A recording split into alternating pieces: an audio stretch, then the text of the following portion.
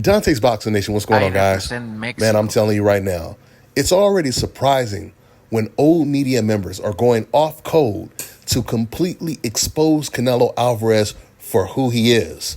But it's a whole different thing, but it's completely different when you have well-behaved black boxers and black analysts that are coming out exposing Canelo Alvarez. And when I say well-behaved black analysts, you know who I'm talking about.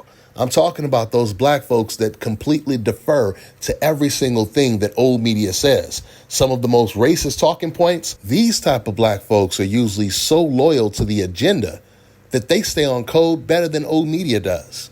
But today is a new day, because when you got Stephen A. Smith talking about somebody who's not black, he's bringing way more unwanted attention towards Canelo's way. There's a reason why Stephen A. Smith is one of the highest paid sports analysts in the country, and that's because of his charisma, because his powerful voice. But unfortunately, he's been using that powerful platform in an adverse effect. But for some reason, even Stephen A. Smith had to go off code when you hear what he said about Canelo Alvarez. On Canelo. What the hell are you talking about? Will you stop? That's just BS. Anybody who knows boxing, everybody who watches boxing knows that David Benavidez is the real deal. Now, that doesn't mean he'd beat you, because anybody could fall if you catch him right. We know who you are, Canelo. You big time. But you getting ready to fight. Mengoa, listen, the brother's 43-0. So he's a nice opponent. But that ain't what America has been asking for. That ain't what the boxing world has been asking for. The boxing world, Canelo Alvarez, has been asking you to go in the ring against David Benavidez, who's undefeated, a knockout artist, has smoked everybody in his path. He's undefeated, and he's been asking for you. And oh, by the way, Canelo Alvarez, you could get $150 million for fighting David Benavidez. The Latino population alone will ensure that you get that fight. Yo, we all know it. And you don't get to say that when you just finished fighting Charlo, the Charlo that was 2 weight divisions lighter than you. You don't get to say something like that. You don't get to say he's nothing, he's nothing, he's nothing. He happens to be a champion who's a knockout artist, who's undefeated at your weight class, as opposed to 2 weight classes smaller like Jamal Charlo was. Jamal Charlo, that's what it is. You fought him. He fights at 154. You fight at 168, but you still got in the ring with him. Why won't you get in the ring with David Benavidez? Again, I'm not saying you'd lose.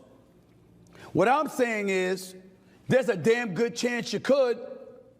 And if you could, that makes it for an epic fight.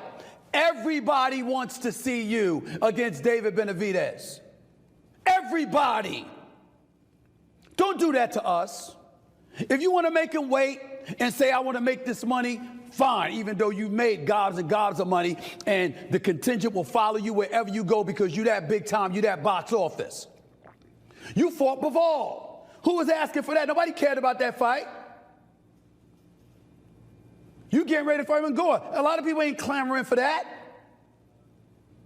When you decided to fight Charlo, people weren't clamoring for that.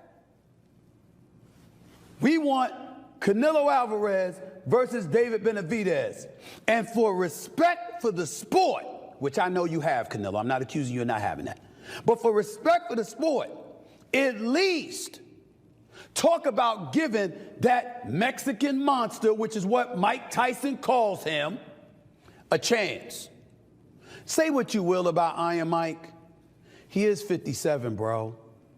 He is the former undisputed heavyweight champion of the world.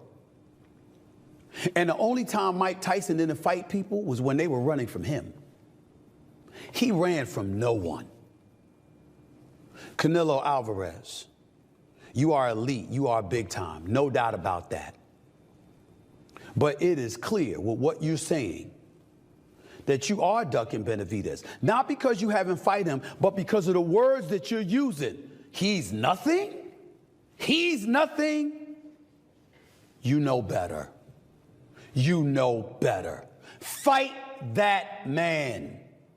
That is the fight we want to see with you. We don't want to see a fourth fight versus Triple G. We don't want to see you fight another one of the Charlos. We don't want to see Terrence Crawford moving up 3 weight classes to fight you. We want you to fight right where you are against that dude in your weight division who's been begging for a shot at the crown. David Benavidez deserves that.